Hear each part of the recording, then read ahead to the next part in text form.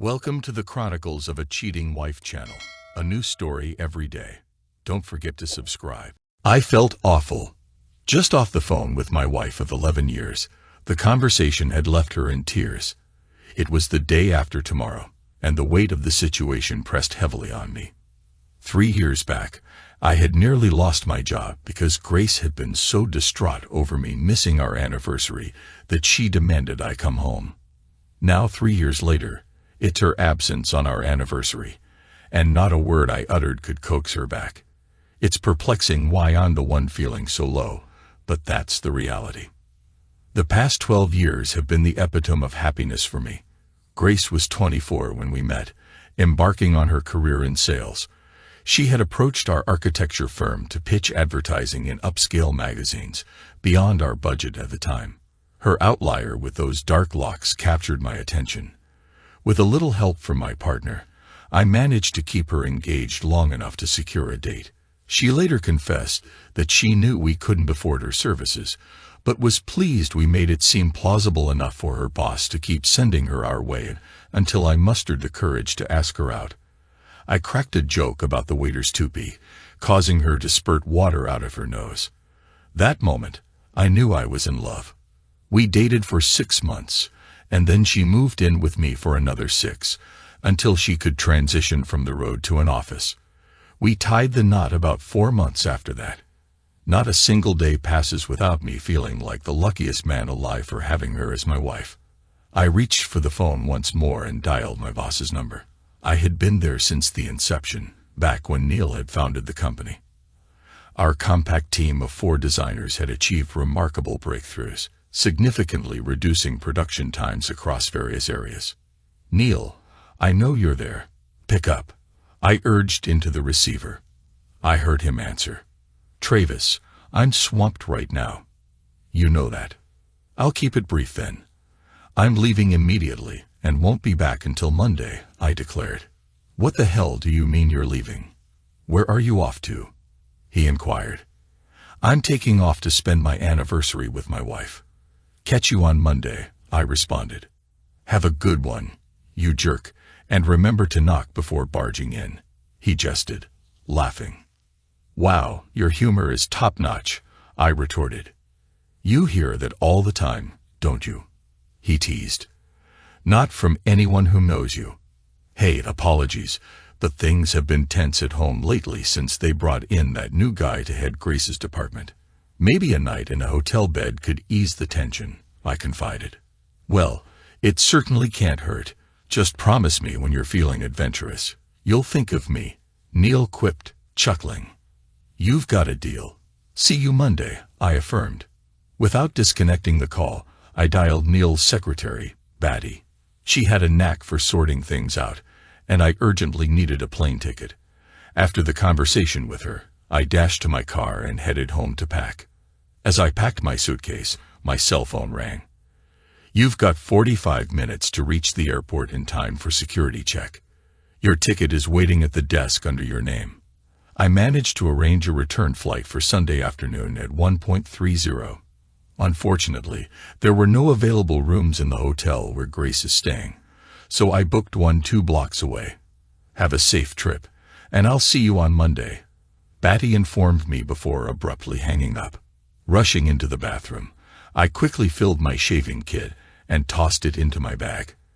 After a swift check around the house and ensuring the coffee maker was switched off for once, I sprinted to my car.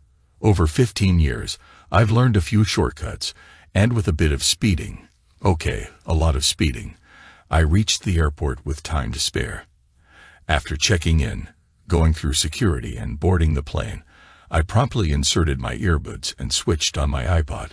I'm not particularly fond of flying, but music helped soothe my nerves enough to keep my hands from clutching the armrests too tightly.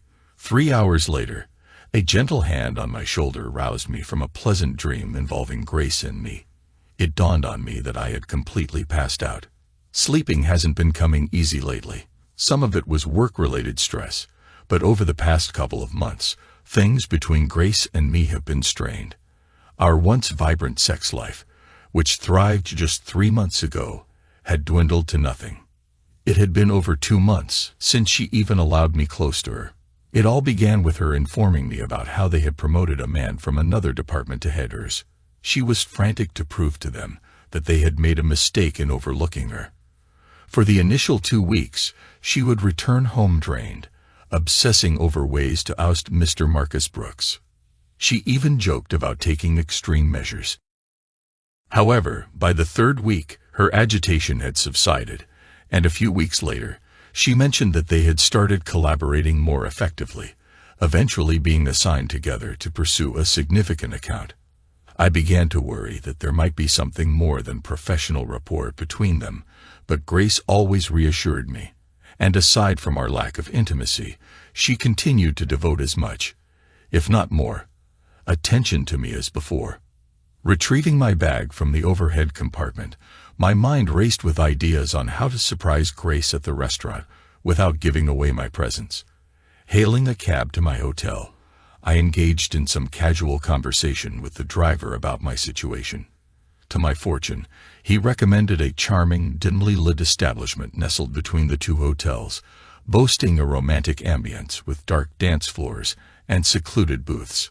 It sounded perfect, and I expressed my gratitude with a generous tip as I alighted at the curb. After swiftly checking in, I took a brisk shower and hurriedly left the hotel, eager to intercept Grace before she ventured out for dinner. Glancing at the lobby clock, which read just after 5:30, I decided to navigate the crowded streets on foot, estimating that I could reach her destination just as quickly. Following the directions provided by the hotel staff, I strolled leisurely, taking note of the romantic club the cabbie had recommended, conveniently located a few doors down from Grace's hotel. Arriving at the hotel lobby 10 minutes to 6, I joined the line to speak with one of the desk attendants, ready to set my plan in motion. I flashed a warm smile at the receptionist who motioned me forward. "Hello, I'm Travis Martinez. I'd like to inquire if my wife, Grace, is in her room, and if she is, I'd appreciate a moment to speak with her, please." "Martins, Grace." "Ah, yes, she's staying with us. Just a moment, and I'll check if she's available," she replied, dialing the room. "I'm sorry, sir, there's no answer. Would you like to leave a message?" "Not at the moment. I was hoping to surprise her.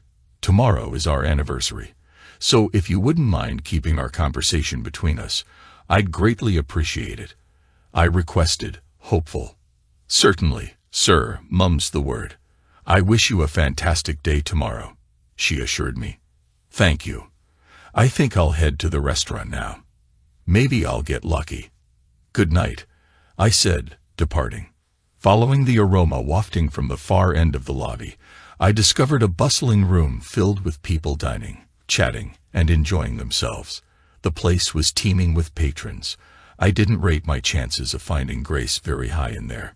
Spotting the restroom tucked away to one side at the back, I figure I could kill 2 birds with 1 stone.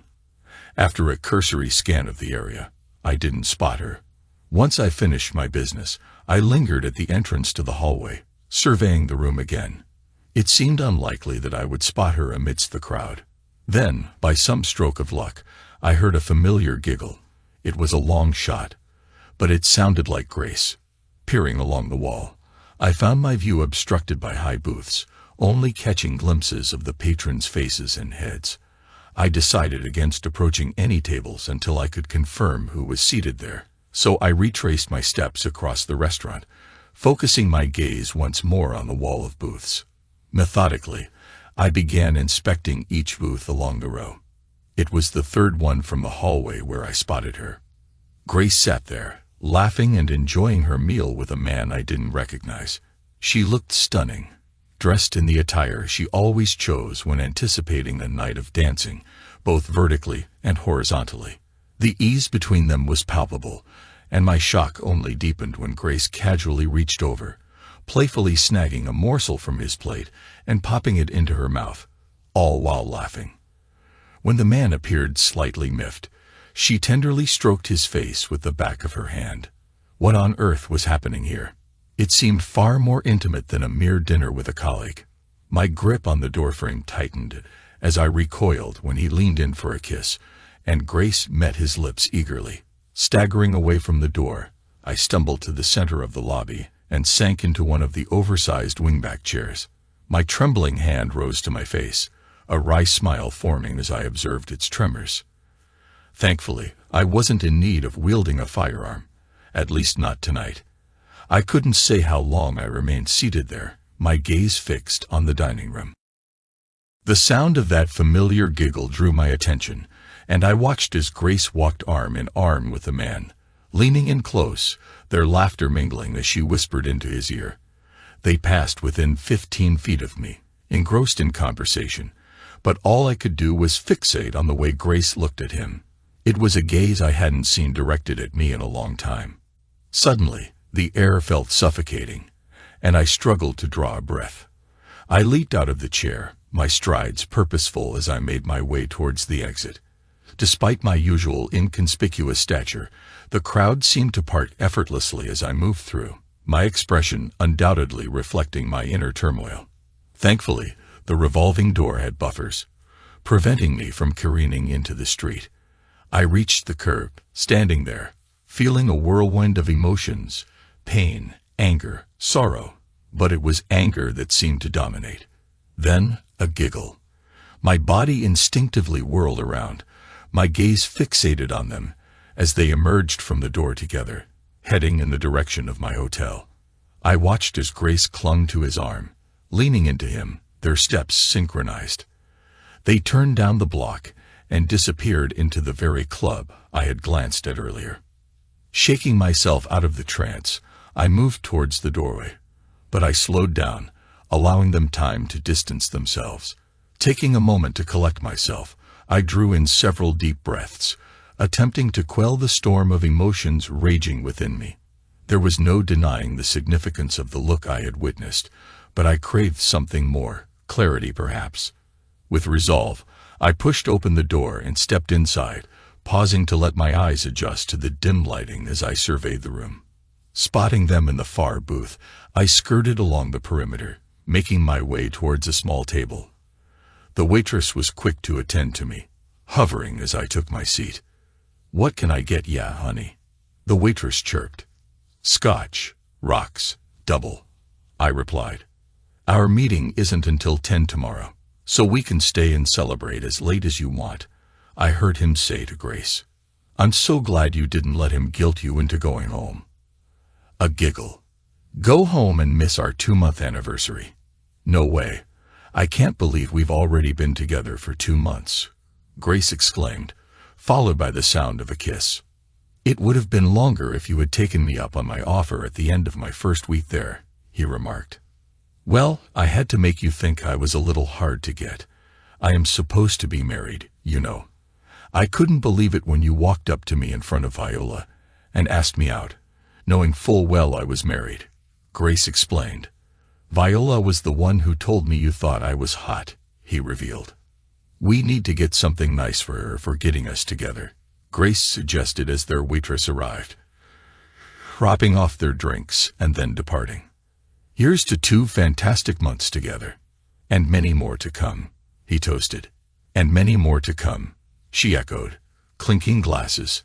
"Here you go, honey. Will that be all?" my waitress asked, setting my drink in front of me. "Oh yes, that's all," I replied, rising to my feet. I handed her a 10 and then watched as I dipped my finger into the glass. The icy whiskey helped lubricate my finger enough to slide off the band that had been there for so long. It had become such a hassle that I didn't bother removing it anymore. As my hand snapped away with the ring in a fair amount of skin, I glanced at the waitress. "This damn thing gets tight after 11 years, but at least I didn't have to cut off my finger," I remarked to her, picking up the drink and downing it. I slammed the glass onto the table, feeling the burn as it trickled down my throat after 10 years without a drink. "Dan, that hit the spot. Thanks, lady," I muttered before turning towards the booth.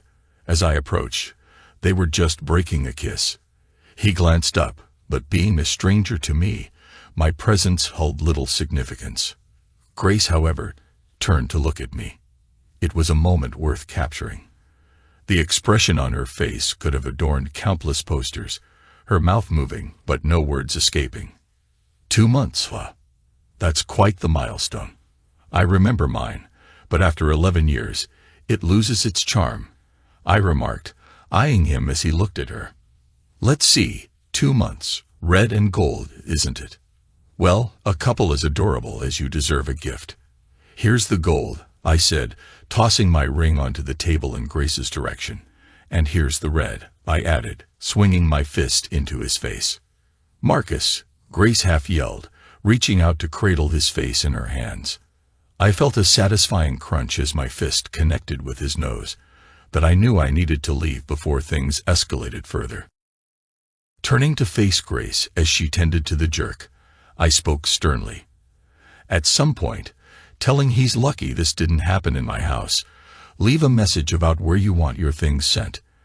And if you're wise, which I'm not convinced you are, you won't show up at my doorstep. You might want to ice that nose. I think it's broken, I advised before turning and walking away.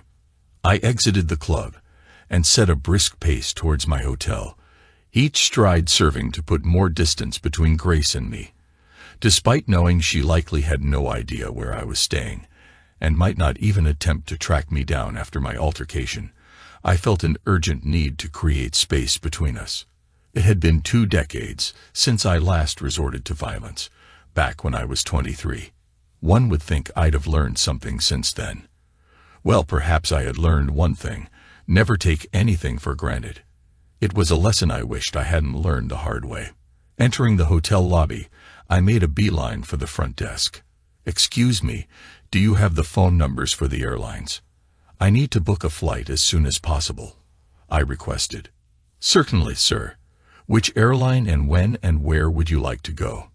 The receptionist inquired. I provided her with all the necessary details, and she assured me she would call the room once she had the flight information. I retreated to my room, consumed by disbelief. How had this situation even unfolded? Then it struck me. Grace had missed her calling. The performance she'd been putting on for the past 2 months would have earned her an award. Her acting skills were astounding. Recalling her tearful display on the phone when I tried to guilt her into coming home only fueled my growing anger. I couldn't bear to remain in the room any longer. Grabbing my bag, I descended the stairs to the lobby. As I reached the bottom, the receptionist put down the phone and gestured for me to approach.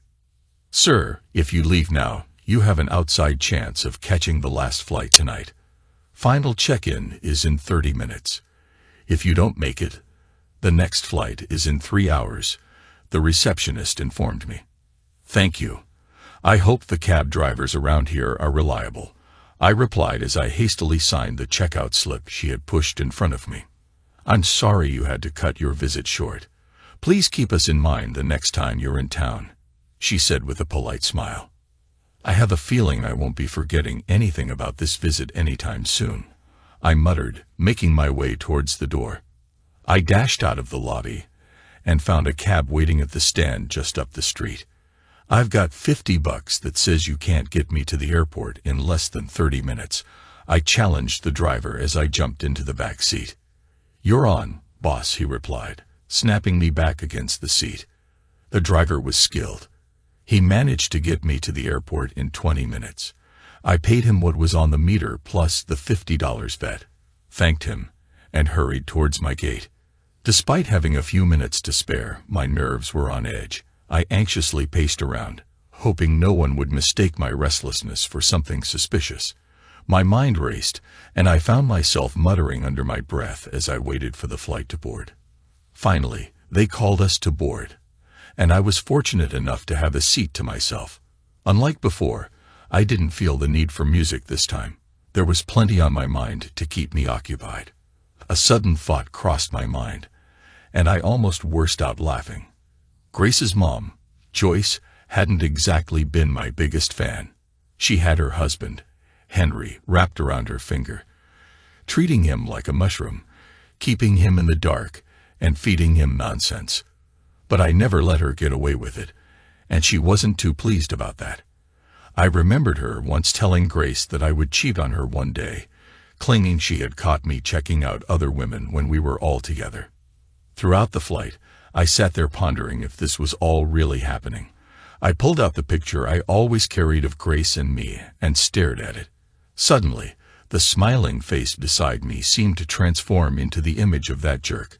I quickly glanced around to ensure no one had seen my reaction before looking back at the photo. It was still me next to Grace, but all I could see was her gazing into his eyes that way. Now she had me questioning everything. Despite the stereotype that men aren't supposed to be the ones who remember things, I considered myself an exception to that rule. From the beginning, Grace had tried to pull the "do you remember this" or "do you remember that" card, but I always did. I remembered every conversation, every plan, every little secret shared in the dark. Now I sat there wondering, if I hadn't noticed this going on for 2 months, what else had I missed? The guy had asked her out the first week he met her, and from what she said, the only reason it hadn't happened then was because she wanted to make it look good since she was married. The image of Grace sitting at the table with him tore at my insides. Watching their familiarity, the shared glances, the gentle touches, that simple little kiss, was like a dagger to the heart. Damn it. Even after I'd rid myself of all her belongings, I knew I'd be haunted by that sight for a long time. The thought of parting with her things sparked a twofold idea. I decided I'd go home, pack it all up, and deliver it to her mother's place. Sure, the old bag would find a way to blame me, but as long as I knew the truth, that's all that mattered. The ding of the seatbelt sign signaled our arrival at the airport, jolting me out of my thoughts. It triggered a bit of white-knuckling, but all things considered, I handled the flight better than I ever had before. After we redocked at the gate, I waited for the rush of passengers in a hurry to clear out. The last thing I needed was to be pushed too far and lash out. Retrieving my bag from the overhead compartment, I joined the procession into the terminal. Exiting the airport, I made my way straight to my car and queued up in line for the exit. I don't recall much of the drive home, but it didn't matter. What mattered was that I got there. Stepping into the darkened house felt surreal. All I could think was, "Get used to it, pal. This is how it's going to look from now on." Dropping my bag, I headed for the kitchen. On my way, I instinctively flicked on the switch for the answering machine. "Travis, please don't do anything irrational. I'm on my way home so we can talk. Please just hold off until I get there," her voice pleaded, tinged with distress. I didn't consider smashing the answering machine as crazy. In fact, I saw it as fitting punishment for delivering a message I didn't want to hear in a voice I didn't want to hear it from. So, I destroyed it. Perhaps it was a tad irrational, but at least it's cheaper than repairing walls. "Don't do anything crazy," she said. I wondered what she meant by that. Well, crazy or not, tired or not, there would be no sleep for me tonight. I ventured into the garage and gathered all the luggage he had accumulated over the years. Selecting a large matching black case and a garment bag, I set them aside and carried the rest up to the bedroom. Sorting through her closet, I grabbed armfuls of clothes and stuffed them into the bags. There were items in those drawers I hadn't seen in years, yet she had always accused me of being a pack rat. But who knows, maybe she had been wearing them for someone else.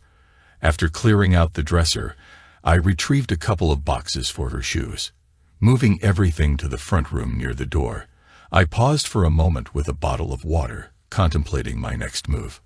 The idea of having a small cookout with hot dogs and marshmallows briefly crossed my mind, but I quickly dismissed it. Dealing with the local law enforcement and her would be more trouble than it was worth. Instead, I decided to head to the hardware store on a whim.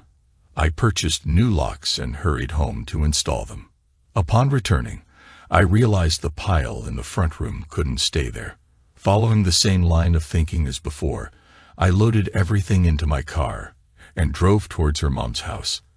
I maneuvered my car into their driveway, stepped out, and began unloading everything next to the garage. "Hello, Travis. What's all this?" she inquired, her curiosity evident. "Well, I figured when Grace arrives, she might need some clothes. I was going to let her bring them herself, but I couldn't bear to see them cluttering up the front room any longer, I explained. When is Grace getting here? I thought she was still out of town. And why would she need her clothes here? Joyce probed further, her tone tinged with concern. Well, Joyce, I'm not certain where she plans on residing, but I assume she might stay with you until she figures things out. For all I know, she may have already arranged to move in with the gentleman she's been seeing. But of course, I can't say for certain, which is precisely why I brought her things here, I stated, observing her expression paling. What in the world are you insinuating? How can you accuse my daughter of such a thing? She had to stay there for work purposes. I assure you she's not cheating on you, Joyce retorted, her agitation bordering on hysteria. Well, the last time I caught sight of the happy couple, they were enjoying their 2-month anniversary at a nightclub close to their hotel. You see, after practically pleading with her to return home for our anniversary, and her tearfully expressing regret that she couldn't make it, I decided to hop on a plane. Upon my arrival, I found them already dining together. It seemed quite romantic, so I opted not to interrupt their meal. Plus, witnessing them sharing a kiss over the table made me feel like I needed a moment to compose myself.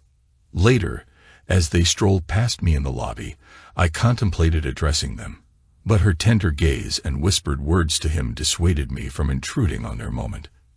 Feeling suffocated, I stepped outside to catch my breath, just in time to witness them heading towards a nearby nightclub.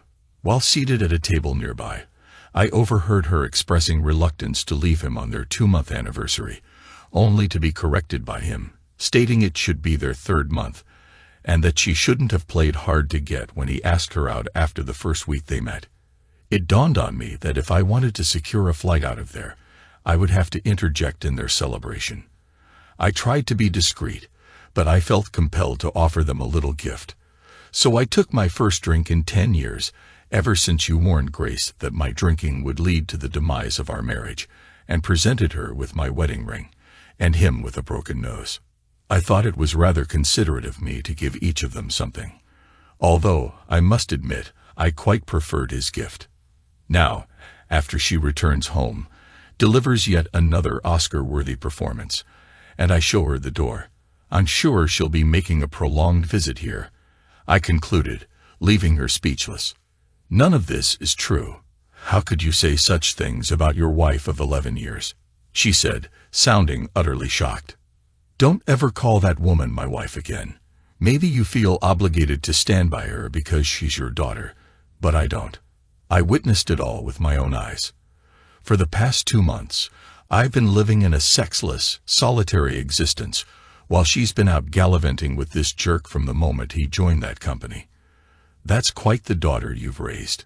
She has looked me in the eye for 3 months straight, and seemingly without an ounce of guilt, lied to me every single day. If you think I'm welcoming her back into my home, you're even more deluded than she is. Regardless, what you choose to believe is your problem. As for me, I'm cutting my losses. She seems quite infatuated with that guy. Well, he can have her.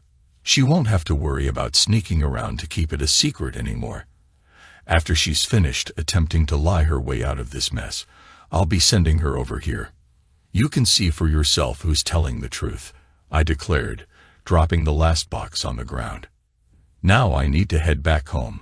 She didn't specify when she'll be arriving, and I've already changed the locks. Wouldn't want her to be inconvenienced by standing outside, would we? I'm going straight in to call her and inform her of what you've done. Once she's through with you, you'll regret the day you were born, she retorted angrily, stomping into the house.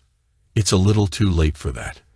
If she answers, tell her whatever you want, including that I'll be eagerly awaiting to hear how she intends to talk her way out of this, I replied, getting into my car. I anticipated a call after Joyce's threat to reach out to Grace, but it never came.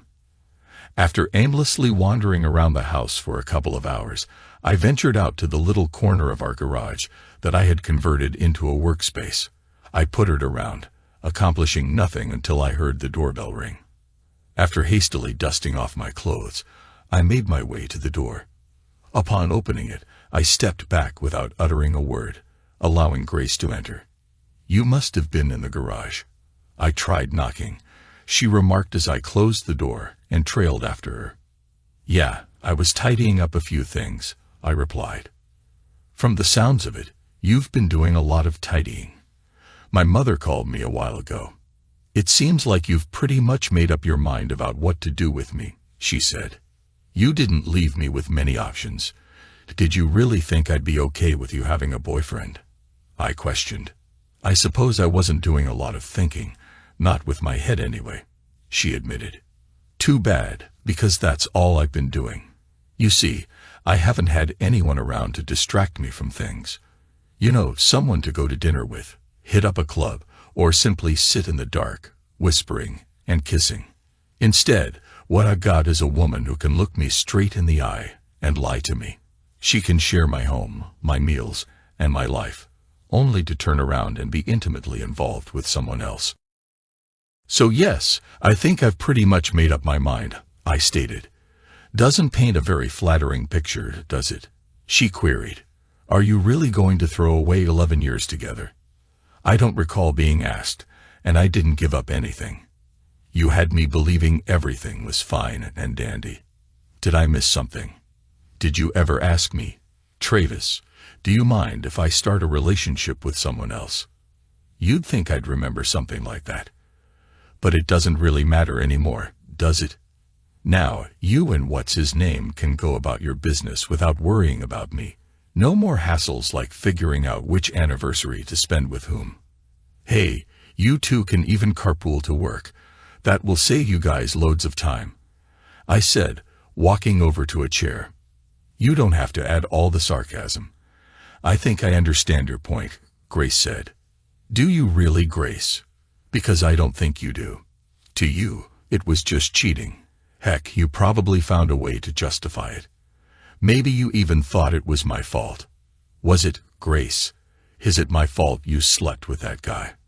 I asked. "No, I didn't blame you for it. It just happened," she admitted, dropping her head. "Bullshit. Sleeping with someone for 3 months, other than your husband of 11 years, isn't something that just happens. It's something you work on. Then you work to hide it so you can keep doing it. And let me tell you, baby, you're damn good at your job. I fell for it all, hook, line, and sinker. I don't know how you two found the time to have sex. You must have been laughing your asses off at what fool you made out of me. And that crying scene on the phone the other night, holy shit, you really need to consider a career change. That performance would have beaten out the last 3 Academy Award winners. Hands down," I said. "We never once laughed at you. One time he tried to put you down, and I wouldn't speak to him for a week. And the crying wasn't a performance. I was filled with guilt, crying genuinely. There you were, practically begging me to come home, but I had already made a promise to stay. And I figured that after 11 years, you wouldn't really mind me missing this one," she said, looking away again. "I can't tell you how much I appreciate you sticking up for me. And you didn't sleep with him for a whole week. Wow. And I guess I wasn't even supposed to think about the little stunt you pulled 3 years ago when I was doing something important, and you went into such hysterics that I almost lost my job to come home to you. I am sorry for making you feel guilty though, but I noticed you were over it by the time I saw the two of you at dinner. The little intimacies the two of you were showing one another made it pretty clear that you were where you wanted to be with the one you wanted to be with. I saw you walking across the lobby. I saw the way you were looking at him. Don't stand there and try telling me it doesn't mean anything to you. I saw you look at him, Grace. Sorry to say it's been a long time since I've seen that look, I said. But I don't love him, she said, looking up at me. Well, now that you can spend more time with him, maybe that will change. Maybe the two of you can get a place together. Think of the fun we had when we were first starting out. It'll be a whole new adventure for you, I said. I guess I shouldn't have put that differently. What I meant to say was that I love you, she said. I was pretty proud of myself. Just the one short, little uncontrollable outburst of laughter. And I stopped. I'm not really sure where that came from, but you sure as hell do not love me. If this is what you do to people you love, please God, don't let me get on your bad side. How can you sit there and think that after 11 years I don't love you? She said. Okay, Grace, I see you're into questions too. So here's one for you. Knowing yourself as well as you do, you know how you would react to certain situations. Taking it from there, how do you think you would have reacted if you had found out I had slept with another woman just once? Nothing long-term, just the one time, I asked. I probably would have thrown you out of the house and already had the divorce papers drawn up, she whispered. Thanks for being honest. That's pretty much what I thought you would have done too. I kind of threw in you tossing something at me, but who knows, I said. I probably would have, she said with a weak smile. Okay, now suppose that you found out that every day, for as near as I can figure, 3 months, every bit of time I spent with you, and it was damn little, meant nothing to me. All I did was go through the motions and make you think that everything between us was great, and then go to work, meet up with my lover, and spend the entire day with her. So does this give you the impression that I love you? After close to 13 years, give me some credit, Grace. Besides, like I said, now you two should be able to get closer. You know, without all the sneaking around, I said matter-of-factly. You are making it sound like you don't even care. The time I spent with you meant a lot to me. I was not just going through motions. I enjoy being with you, she said. When was the last time we had fun in bed, Grace? When was the last time you came up and started one of our 5-minute kisses? You could answer a question without having to think about who you were talking to. When was the last time you were my wife, Grace? Don't stand there declaring your love for me after what I saw and heard. I may have been born at night, but it wasn't last night. Jesus, you were talking about him to that old bag Viola the second he walked into the office. Then you two sit there and talk about getting the old bag a gift for getting you together. It sounds to me like you just found your next matron of honor. All you need is his best friend, and you guys are set, I said, leaning back in the chair. So you are just like me after all. Should I be expecting the server at my door? She asked. First, you'll have to tell me where you are planning to be. But then no way, not a chance. You will not see some process person at your door handing you your divorce papers. I reserve that right for myself. I was there when we started. I'll be the one seeing that the last I is dotted and the last T is crossed. You know me, if I didn't do it, it isn't right. I trusted one person completely, Grace, and now you know, after all these years, why I never trusted the important things to anyone but me. Somehow, the I told you so thing doesn't work so well when you have to say it to yourself. I said, it sounds like you spent a lot of time watching and listening to us. Why did you wait so long to break in on us? Were you getting off watching? She asked, her voice tinged with venom. When I saw the two of you kiss over that table in the restaurant, it kind of took the wind out of me. Then, when the two of you were strolling across the lobby, I was too shocked at the way you were looking at him. When I got my bearings, I kind of went into overload and needed some air badly. As I was standing out in front of the hotel, the two of you pushed your way out of the door together and started for a club my cabbie had recommended when I told him I was here for my anniversary, aiming for something quiet and intimate. I got there a little after the two of you, but there you have me. I'm not really sure what more I thought I needed. I had intended to just walk up and beat the shit out of the guy. Instead, I found a table next to yours and ordered a drink. I listened to you two for as long as I could, and when you toasted him to a long and happy life together, I had had all I could stomach. I had to almost pull my finger off to get that damn ring off, but that drink burned my guts so bad I didn't really notice. Sometime you'll have to tell, what's his name, how close he came. When that Ashwhite looked up at me like he was wondering what my problem was, I came that close to grabbing that windpipe and giving a quick twist. After a second of thought, though, I knew you weren't worth the risk of spending the rest of my life in jail. You had made your choice when we talked earlier on the phone, and I decided that was fine by me. I have to admit I was pretty satisfied when I felt his nose crunch. But with your two combined incomes, he should be able to fix any permanent damage, I said. So that's it. Case closed. Get rid of Grace and move on.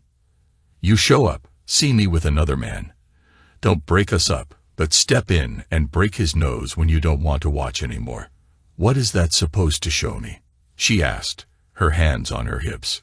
I guess I didn't know I needed to show you anything. What I did for me, not you. Why would I fight for someone like you? Someone that respected me so little that she thought treating me like that was something that I tolerate or excuse. When I gave you that ring, I thought I was making myself pretty clear. I'm done with you. I'm not putting any more energy into something that now means so little to both of us. There's no way I'm going to forget and forgive. And I can tell from the way you acted before and now that I haven't been very high on your list of important people. So yeah, it's get rid of Grace and move on. I don't presume to know how you thought this was going to end, but you messed up the bed. Now you sleep in it, I said, looking her square in the eye. So that's it. You just throw me out and keep everything.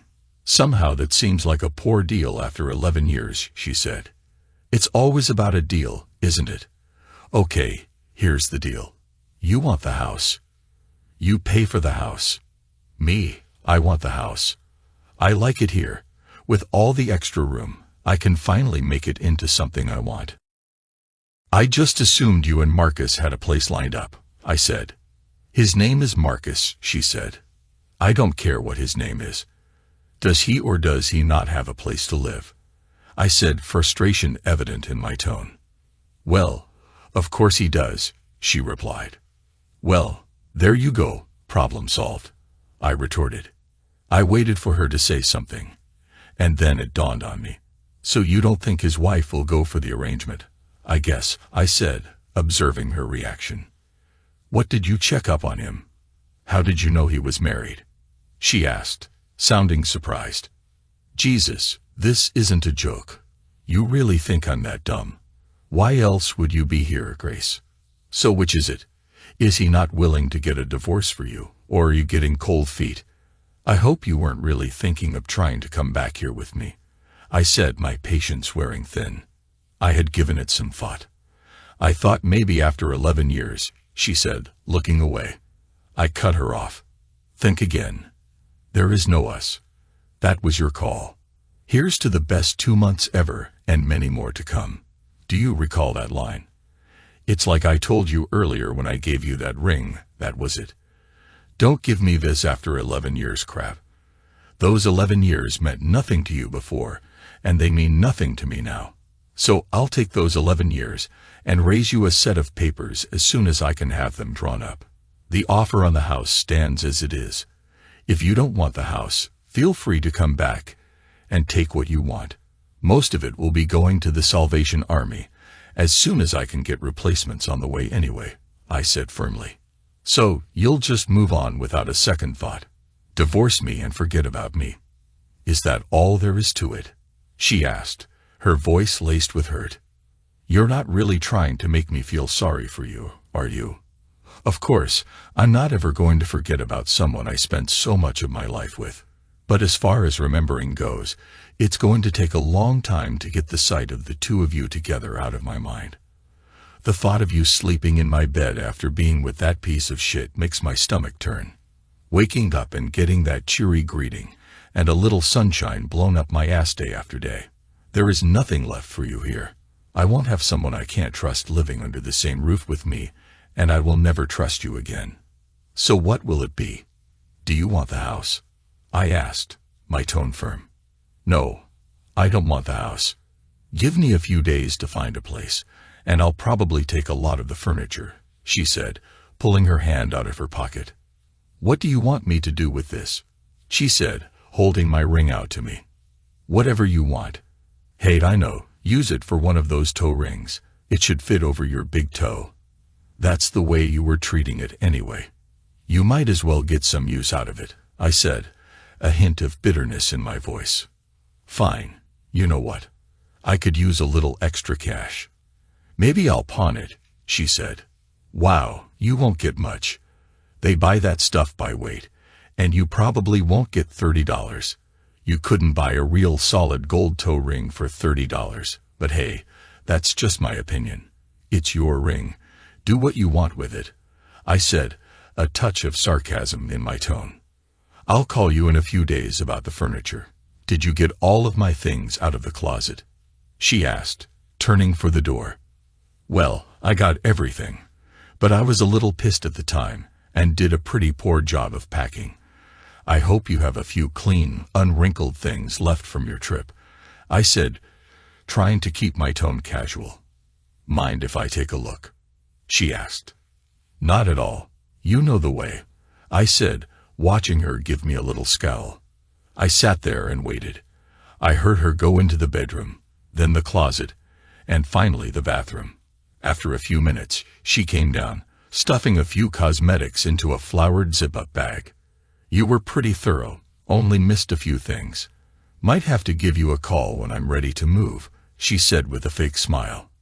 Hey, as long as it's no closer to me, I'll be glad to lend a hand, I said, sporting the same smile and getting up to open the door for her. So, you want me to just walk away? You don't have anything left to say, she said. I stood there thinking for a second, and I actually did think of something. Would it be too much for me to ask you to run? I said, keeping a straight face. Kiss my ass, you asshole, she said as she turned and walked out the door. I wouldn't kiss that thing. I don't even know where it's been, I said, shutting the door.